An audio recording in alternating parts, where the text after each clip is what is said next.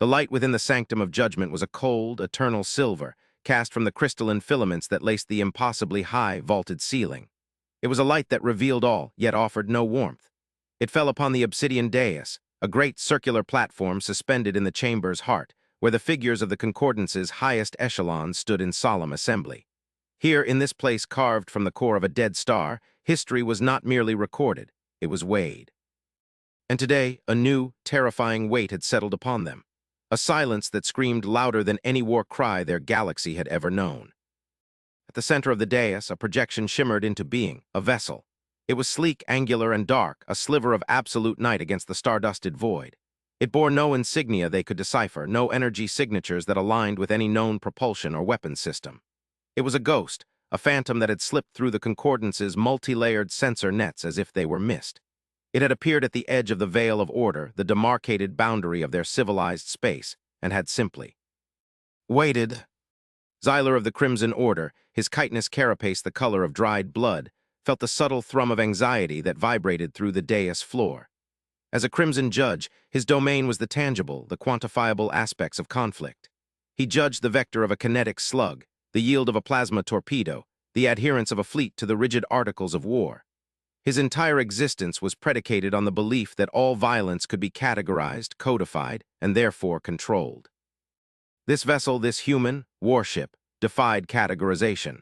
Its designation as a warship came from the humans themselves in their first and only broadcast, a simple, unadorned statement of identity. And that designation was the first of its many heresies. It cannot be a warship. Xyler's voice was a low rasp, resonating with the gravity of his office.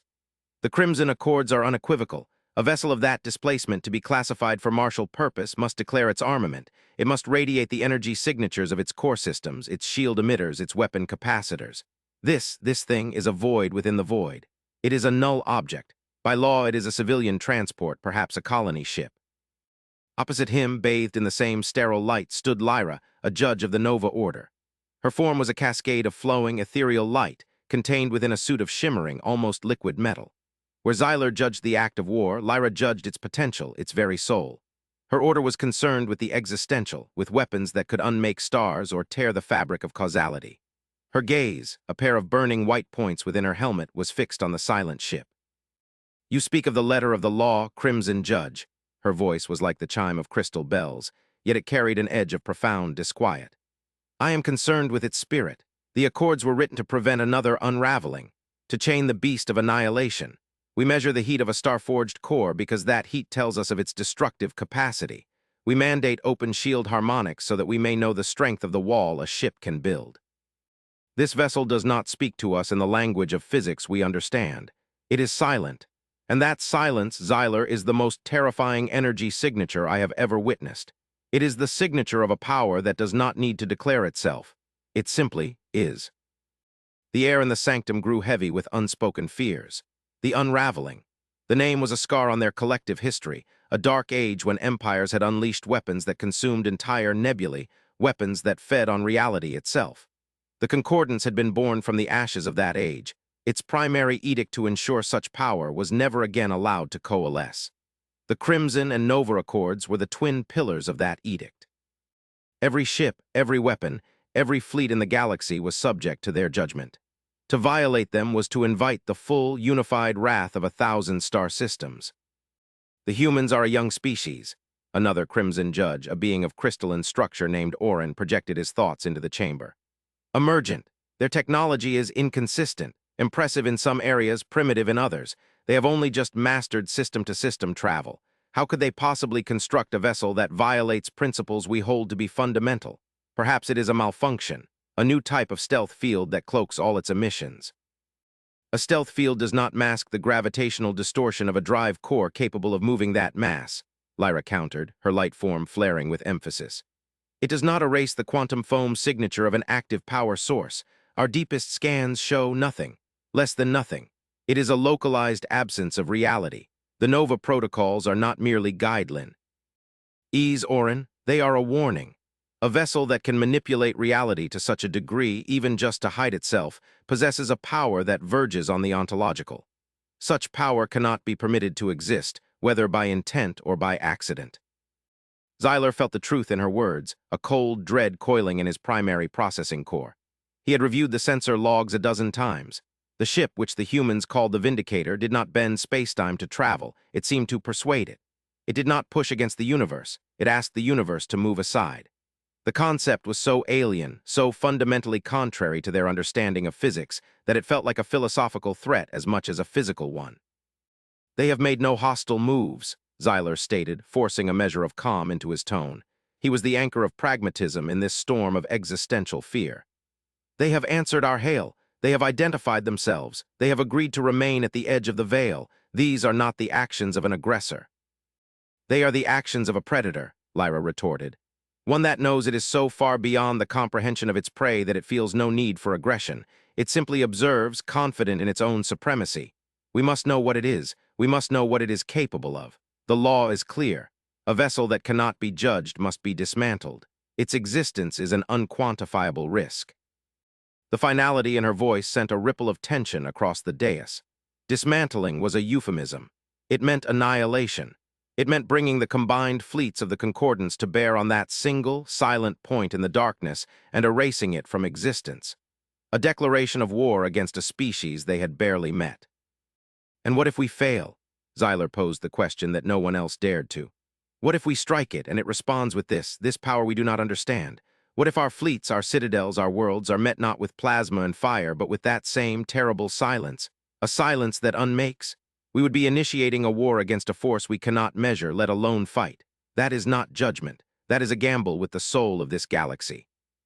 Silence descended upon the sanctum, a heavy, suffocating blanket. The image of the Vindicator hung between them, a question mark forged in starless metal. It was a perfect paradox. Its passivity was an act of profound aggression against their laws. Its silence was a declaration of unimaginable power. To leave it be was to allow a potential god machine to linger on their doorstep. To attack it was to risk a war with a potential god. For a long, drawn-out cycle, the judges of the Concordance contemplated the abyss. They were the guardians of galactic peace, the architects of a stability that had lasted for millennia. Their power was absolute, their judgment final. But for the first time in 1,000 years, they were faced with a mystery that their laws had not foreseen. The Crimson Accords governed the body of war. The Nova Protocols governed its soul. But what law governed a shadow? "We will grant them one chance to submit to judgment," Xyler finally declared, his voice ringing with the authority of his station. "We will dispatch a delegation, not a fleet, not an armada, a single vessel bearing the seal of this sanctum. They will board the human ship. They will inspect it. They will scan its core, its systems, its everything. The humans will comply or they will be condemned. We will proceed with knowledge, not with fear. We will give them the opportunity to prove they are not the monsters our anxieties paint them to be." Lyra's luminous form seemed to dim, a reluctant concession. "And if they refuse, Xyler? If this arbiter Kalen they have named as their speaker denies our authority?" Xyler turned his multifaceted eyes from the hologram of the ship to the face of his counterpart. "Then they will have declared their nature, and we will have no choice but to answer. We will bring the full force of the Concordance to bear, and we will pray that our understanding of physics is enough to save us." The decision was made. A single diplomatic vessel, the Scale of Truth, was dispatched. It was an ancient, unarmed ship, but its symbolic power was immense. To fire upon it was to fire upon the Concordance itself. As it approached the silent, waiting form of the Vindicator, the entire galaxy seemed to hold its breath. The fate of humanity, and perhaps the Concordance itself, now rested on a single conversation, held in the cold, silent dark between the stars. The human warship, a vessel that defied every law of conflict they held sacred, would now face its judges, and the universe waited to see if its silence would finally be broken. The journey of the Scale of Truth was a pilgrimage into uncertainty. On board, Xyler stood in the primary observation dome, the starfield a slow, majestic river of light flowing past him. Beside him stood Lyra, her presence a constant, shimmering reminder of the existential stakes. They had chosen to lead the delegation themselves, a sign of the gravity of the situation. The Crimson and Nova orders, united in purpose, if not in philosophy. "They have not powered a single weapon," the ship's primary sensor technician reported, his voice a disembodied echo in the quiet dome. "Their communication systems are open but broadcasting only a carrier wave. It's polite, almost unnervingly so." "Politeness is a tactic of diplomacy," Lyra observed, her voice soft. It is also a mask worn by those who have no need for intimidation. Xyler did not reply. His thoughts were consumed by the vessel that grew ever larger in the viewport. The Vindicator. Even its name was a challenge. A vindicator of what? A new law, a new understanding of existence, or simply of its own right to be. As they drew closer, the ship's strange properties became more pronounced. It did not reflect light in a conventional way. It seemed to absorb it, to drink in the starlight, leaving a wake of deeper darkness behind it. The ship itself was a hole in the universe. "We are within communication range, judges," the technician announced. "They are hailing us, audio only." "On screen," Xyler commanded. His manipulators rested on the cool metal of the railing, his posture rigid. A voice filled the dome. It was calm, measured, and utterly devoid of inflection or emotion. It was the same voice from the initial broadcast. "This is Arbiter Kalen of the human vessel Vindicator. We welcome the delegation from the Concordance. We understand you have questions." The term arbiter was curious. Not captain, not admiral. An arbiter was a judge, a mediator, a subtle echo of their own titles. Lyra moved forward, her form gliding over the deck. "Arbiter Kalen, I am Judge Lyra of the Nova Order. With me is Judge Xyler of the Crimson Order. Your vessel stands in violation of the fundamental laws that govern this galactic quadrant. Your purpose here is unknown, your technology unquantifiable. We are here to conduct a full inspection of your ship. You will power down your primary systems and prepare to be boarded." There was a pause. It was not a hesitation born of fear or calculation, but a thoughtful, deliberate silence. The kind of silence one might expect from a philosopher contemplating a complex theorem.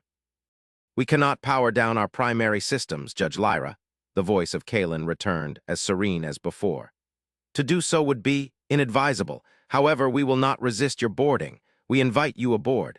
We will answer your questions and submit to your inspection, though you may not find the answers you seek in the places you intend to look." Another paradox. A willingness to be boarded, but a refusal to power down. It was a gesture of trust wrapped around a core of absolute defiance. "Inadvisable how?" Xyler pressed, his voice sharp. "What systems are so critical they cannot be paused for this proceeding?" "The systems that maintain the integrity of this vessel's existence, Crimson Judge," Kalen replied. "Our ship is not merely a machine that travels through space. It is a stabilized principle. To shut it down would be to allow that principle to unravel. The consequences would be unpredictable and likely undesirable for both of us." Lyra and Xyler exchanged a glance. The being's words were maddeningly obtuse, yet they resonated with a chilling internal logic. A stabilized principle, an existence that could unravel. This was the language of the Nova Protocols, but spoken by a potential violator as a simple matter of fact. "Your terms are unusual, Arbiter," Xyler said slowly. "But we will accept them. We are transferring to a shuttle. We will be at your docking bay momentarily." "The Vindicator has no docking bay," came the placid reply. "And you will not need a shuttle. Please stand by." Before Xyler could demand clarification, the space between the scale of truth and the Vindicator began to shimmer. It was not a teleportation beam, not a wormhole, nothing so crude. The fabric of space itself seemed to thin, to become translucent. Through the viewport, they saw the interior of the human ship, a long, minimalist corridor of softly glowing white material, superimposed over the starfield. It was as if a door had been opened not in a wall, but in reality itself. "Our point of ingress is ready," Kalen's voice announced calmly. "Please step through." The technicians on the bridge of the scale of truth were frozen, their appendages trembling over their consoles. Their sensors screamed with impossible readings, then fell silent, unable to process what they were witnessing. This was not technology as they knew it. This was something else entirely. Lyra, for the first time, seemed to hesitate. Her luminous form flickered. "This is a power and absolute transgression of the Nova Protocols. This is spatial manipulation on a scale that should not be possible." "It is also an invitation," Xyler countered, his ow. Resolve hardening. Fear was a luxury they could not afford, and we will not be seen to shrink from it. He strode forward, toward the shimmering portal that now hung in the center of the observation dome. Lyra followed, her initial hesitation replaced by a cold, analytical focus. Together, the two most powerful judges in the Concordance stepped out of their own ship and into the heart of the anomaly. The transition was seamless. One moment they were in the metallic observation dome of the scale of truth, the next they stood in a corridor of pearlescent white. The air was still, cool, and smelled faintly of ozone and something else, something clean and sterile like a laboratory. The light emanated from the walls themselves. There were no visible seams, no rivets, no conduits. It was as if the entire corridor had been grown, not built. At the far end of the corridor, a figure stood waiting. It was humanoid, tall and slender, clad in a simple, form-fitting gray uniform. Its face was pale, its features symmetrical and serene. The being's dark eyes held a profound depth, an intelligence that was both ancient and intensely present. This was Arbiter Kalen. He offered a slight inclination of his head, a gesture of respect that felt both genuine and deeply alien. "Judges, welcome aboard the Vindicator," he said. His spoken voice was the same as the one from the communicator, calm, resonant, and without discernible emotion. "I am Arbiter Kalen. Please follow me. We can speak in the observation chamber." As they walked, Xyler ran a passive scan with the micro-devices embedded in his carapace. The readings were nonsensical. The material of the walls did not seem to be composed of atoms in any conventional arrangement. It was more like a solid state of energy, a frozen waveform. The gravity beneath their feet was uniform and perfect, but there were no detectable projectors. The life support was flawless, yet there was no discernible movement of air. The ship was as silent inside as it was outside. They entered a large, circular chamber. The ceiling was a dome that showed the starfield outside, but with a clarity that no viewport could offer. It was as if there was nothing between them and the void. In the center of the room was a simple, circular table and several chairs, all fashioned from the same seamless white material. "Please," Kalen gestured to the chairs. He remained standing. "Arbiter, we are here for an inspection, not a symposium," Lyra stated, her form shimmering with contained energy. "We must see your engine core. We must analyze your power source. We must understand the nature of the systems that grant you this mobility." Kalen's expression did not change. "You are standing within it, Judge Lyra." Xyler and Lyra both froze. "Explain," Xyler demanded, his voice a low growl. "The Vindicator is not a vessel with a power core. The Vindicator is the power core," Kalen said, his words precise and deliberate. "This ship, its structure, its systems, and what you would call its engine are all one and the same. It is a singular, unified entity. It is a contained, directed piece of spacetime. We do not burn fuel to generate energy. We are the energy. We do not have an engine that warps space. We are a warp in space, given form and will." The revelation washed over them, a wave of intellectual and existential shock. A ship that was its own engine, a piece of reality, tamed and shaped into a vessel. It was a concept so far beyond their technological and philosophical horizons that it was almost incomprehensible. It was the ultimate violation of the Nova protocols. It was a weaponized law of physics. "And its purpose," Lyra whispered, her usual fire banked to a cold ember of awe and terror. "Why create such a thing?" "To serve as a warship," Kalen replied simply. Xyler's patience, already strained, finally snapped. "A warship with no weapons?" he rasped. "We have scanned you with every passive and active sensor at our disposal. There are no energy conduits for directed energy beams, no launch tubes for kinetic munitions, no fabrication bays for self-replicating swarms. You have no weapons. How can you call yourself a warship?" For the first time, a flicker of something akin to an emotion crossed Kalen's face. It was not pity, not arrogance. It was understanding, a deep, sorrowful understanding. "You are correct, Crimson Judge," he said. "We have no weapons. The Vindicator was not designed to destroy. That is a primitive, inefficient application of force." He raised a hand and gestured toward the stardusted dome above them. "Your concordance has laws to govern the act of destruction. You have built a society around the principle of containing violence. You judge the morality of a weapon by how cleanly it kills, how precisely it shatters what exists. A noble but limited philosophy." He paused, letting his words settle in the silent chamber. "Humanity learned a different lesson. We learned that the Gria test threat is not destruction. The universe destroys and creates in endless cycles. The greatest threat is that which is wrong, a law of physics that bends incorrectly, a causality chain that becomes a loop, an idea so toxic it can collapse a civilization without a single shot being fired. These are the true enemies of existence." He turned his gaze back to them, his dark eyes seeming to pierce through to their very essence. "The Vindicator is not a warship designed to win battles. It is a warship designed to correct paradoxes. Its function is not to destroy ships or planets. Its function is to restore integrity to reality itself. You see no weapons because its primary armament is not a thing you can measure. It is a concept." "Show us," Lyra commanded, her voice regaining its strength. "These are just words, abstract and meaningless without demonstration. The concordance demands proof." Kalen gave a slow nod. "A demonstration can be arranged. The concordance has a standard test for unclassified vessels, does it not? A rogue asteroid, a derelict moonlet, directed at a protected system. We detected your fleet moving a celestial body into position as we spoke." Xyler felt a jolt. The human had known. He had known they were preparing a test, a threat, even as he spoke of philosophy. "The target is the barren moon of Cygnus X1's fifth planet," Xyler confirmed, his voice cold. "A derelict test drone, a relic from the old wars, has been set on a collision course. Its mass is significant. Its core is unstable. Upon impact, it will render the entire system uninhabitable for millennia. Your task is to stop it." "We are aware," Kalen said. "The test is unnecessary. We know the drone's trajectory. We know its composition. But if you require a demonstration of our purpose, you shall have it." He did not touch a console. He did not issue a command. He simply stood there in the center of the observation chamber, and the ship responded to his will. Through the dome above, they saw the starfield shift. Space did not blur into hyperspace streaks. It contracted in front of them and expanded behind them, the ship moving through the cosmos like a thought sliding through a mind. In moments, the gas giant of the Cygnus system and its orbiting moons filled the view. A small, dark object was moving swiftly toward the largest of them, a red indicator on the celestial map that Kalen now projected into the air. "The target is approaching the point of no return," the voice of the Scale of Truth's captain crackled over their personal communicators, a frantic, distant echo. "Vindicator is not maneuvering into an attack position. It's just sitting there."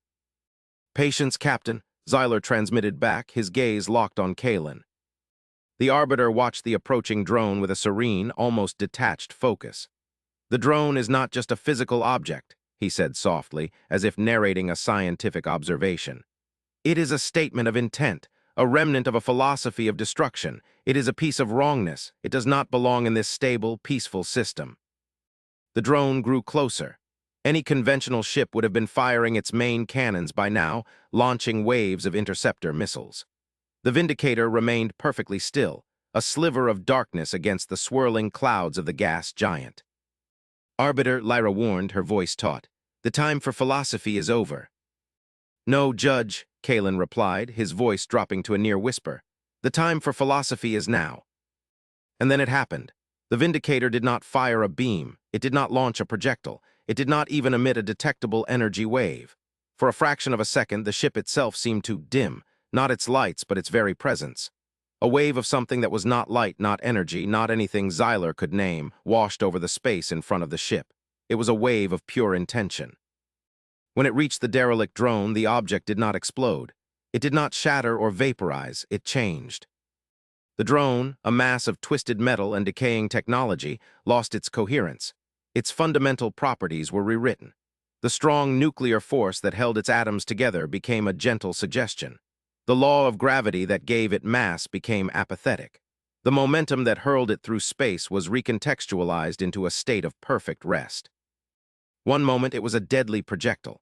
The next it was a cloud, a beautiful, shimmering, utterly inert cloud of fundamental particles, no more dangerous than a nebula's breath. The unstable core did not detonate. It was rendered into its constituent, harmless quantum states. The metal hull did not break apart. It simply ceased to be an organized structure. The drone had not been destroyed. It had been edited. It had been corrected. A profound, absolute silence filled the observation chamber of the Vindicator. On the other end of the communicator, Xyler could hear the frantic, disbelieving chatter of the Scale of Truth's sea. Reo, as they tried to make sense of their sensor readings. The drone was gone. In its place was a cloud of inert matter that was rapidly dispersing, returning to the universe's background state. Xyler looked from the dissipating cloud to the calm, waiting figure of Arbiter Kalen. The human had not moved. His ship, his warship, had just demonstrated a power so absolute, so fundamental, that it dwarfed every weapon in the Concordance's arsenal combined. It had not broken a physical object. It had broken the idea of the object. It had waged war on a concept and won. This was the defiance. It defied the Crimson Accords because its weapon could not be measured by yield or impact. It defied the Nova Protocols because its power source was not a star, but reality itself. It defied their entire understanding of conflict. The humans had not built a better sword. They had built a tool that could erase the very concept of swords from existence. This is your weapon? Lyra's voice was barely a whisper. She, the judge of existential threats, was face to face with a power she had never imagined. A force that can unmake a thing's purpose. We call it the Arbiter Field, Kalen said, his voice still serene, but now tinged with a deep, resonant sadness. And it is not a weapon we ever wish to build. We do not see it as a source of pride. We see it as a terrible, necessary burden, a shield against the things that lurk in the dark spaces between ideas. Xyler finally understood. The silence of the ship was not the arrogance of a predator. It was the solemn quiet of a guardian standing vigil. The humans were not a young, aggressive species stumbling into the galaxy with a terrifying new toy. They were an old soul, a species that had clearly faced a horror that had forced them to develop this philosophy of force. "Why are you here, Arbiter?" Xyler asked, his own voice humbled, stripped of its judicial authority. "Why reveal yourselves and this power to us now?" Kalen's gaze drifted from the judges to the endless sea of stars beyond the dome. "Because we have found something," he said, and for the first time a note of grim gravity entered his voice. "A threat that our philosophy alone cannot correct, a wrongness that is not an object or an idea but an absence, a silence that is spreading. We did not come here seeking judgment or conflict. We came seeking allies. We came because the war we were built for is coming for all of us. And we do not believe we can face it alone." The sanctum of judgment was no longer a courtroom. It had become a theater of awe. The hologram of the Vindicator still hung at the center of the obsidian dais, but it was no longer an object of fear or suspicion. It was now viewed with a profound, unsettling reverence. Xyler and Lyra had returned, their report delivered with a somber gravity that had silenced all debate. The footage of the derelict drone being resolved. Played on a loop, a silent testament to a power that was beyond their comprehension, yet had been wielded with the precision of a philosopher's argument. The Concordance was in shock. The very foundations of their law, their power, their understanding of the universe had been shaken. The human warship was not a warship. It was a metaphysical constant, a guardian of reality's fabric.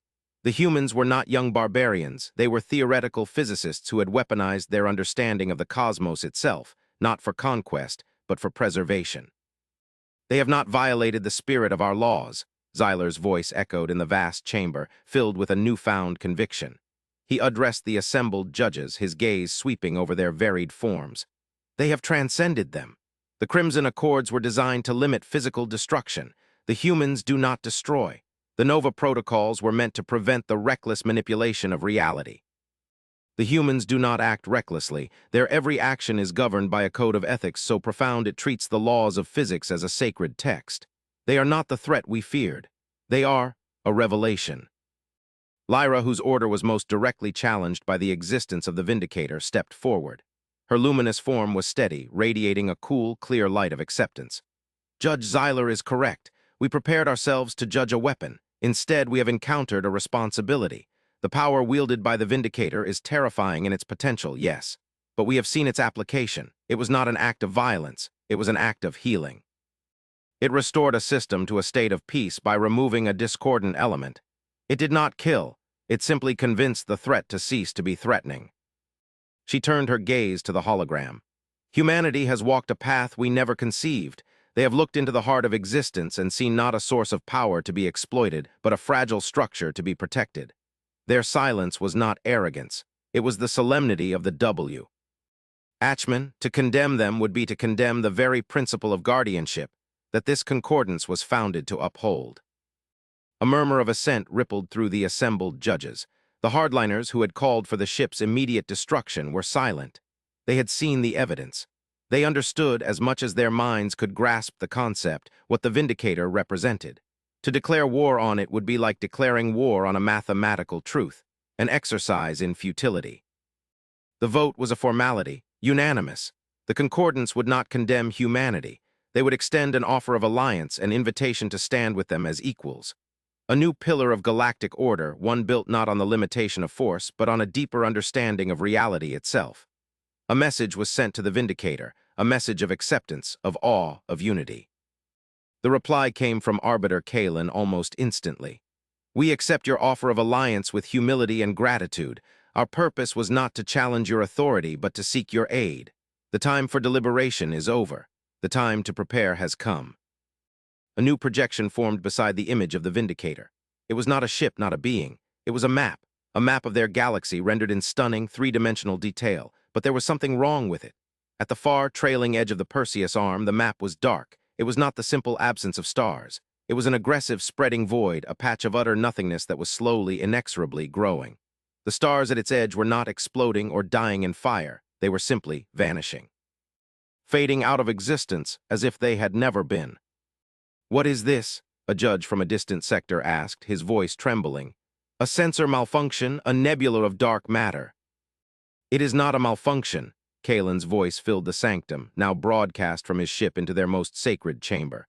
"And it is not matter. It is what we call the Great Silence. It is an ontological decay, a progressive failure in the structure of spacetime itself." He manipulated the projection. The view zoomed in on the edge of the encroaching void. They saw a star system, vibrant and teeming with life just moments before, according to their own archives. As the edge of the silence touched it, the star did not go nova. It simply went out. Its light, its gravity, its heat all extinguished in an instant. The planets orbiting it did not fly off into the void. They too faded, their existence erased. It was not destruction, it was deletion. "We first detected it decades ago," Kalen continued, his voice heavy with the weight of his knowledge. "A faint echo in the quantum foam, a whisper of something ending. We sent probes, none returned. They did not send back distress signals. They simply ceased to transmit. They ceased to be. We dedicated our entire civilization to understanding it, to fighting it." The image of the Vindicator reappeared, superimposed over the map. "This ship at the Arbiter field was our answer. We believed that if the silence was a form of wrongness, a corruption of reality, we could correct it. We could reinforce the laws of physics, remind existence of its own nature. We built the Vindicator not to fight your fleets, but to be a shield against this nothing." Xyler felt a coldness deeper than the void between galaxies spread through him.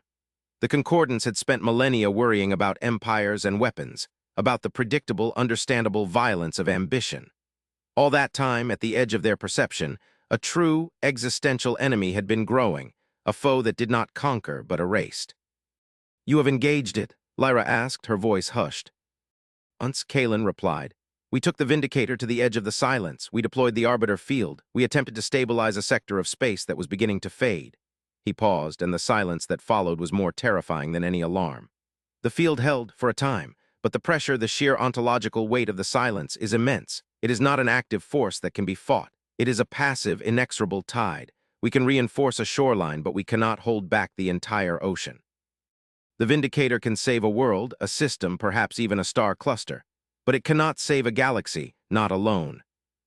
The grand, sterile light of the sanctum suddenly felt fragile, like a candle flame in a hurricane. All their power, their fleets, their laws, they were all children's toys in the face of this cosmic horror. Their squabbles over territory and resources were rendered utterly meaningless. "Why now?" Xyler asked, his mind racing to catch up with the scale of the revelation. "What has changed?" The map projected by Kalen shifted. A thin, faint line of light appeared, emanating from the heart of the Great Silence and pointing directly toward the galactic core, toward them. It was a signal, but not a communication. It was a resonance. "The silence is not random," Kalen explained. "For a long time, we believed it was a natural phenomenon, a kind of cosmic entropy. We were wrong. Recently, it has begun to accelerate, and we have detected this resonance at its heart. It is a beacon. The silence is not just spreading, it is being guided. Something or someone is pulling it, directing its path, and its destination is the heart of this galaxy." The final piece of the puzzle clicked into place, and the picture it formed was one of unutterable dread. The threat was not just a mindless force of nature. It was intelligent, or at least it was being controlled. Arbiter Kalen's image finally appeared, standing on the bridge of his ship. He looked directly at the assembled judges, his calm expression now a mask for an infinite weariness. "We did not come to you to be judged by your old laws. We came to you because the galaxy needs new ones. We came because our warship, a vessel that can rewrite reality, is not enough. The enemy is not a fleet to be fought or a paradox to be corrected. It is the end of all things, given purpose and direction." He looked at Xyler, then at Lyra, his gaze seeming to connect with them across the light years. "The Concordance has united 1,000 worlds under a banner of peace and order. You have fleets that can shake the stars. You have scientists who can read the galaxy's soul. You have spent millennia preparing to prevent another unraveling from within. Now you must face one from without. The human warship that defied your laws did so because it was built for a law you had not yet encountered, the law of survival. Silence reigned in the sanctum of judgment. The Crimson and Nova judges, the ancient and powerful guardians of civilization, looked at the map of the encroaching void. They looked at the serene, burdened face of the human arbiter.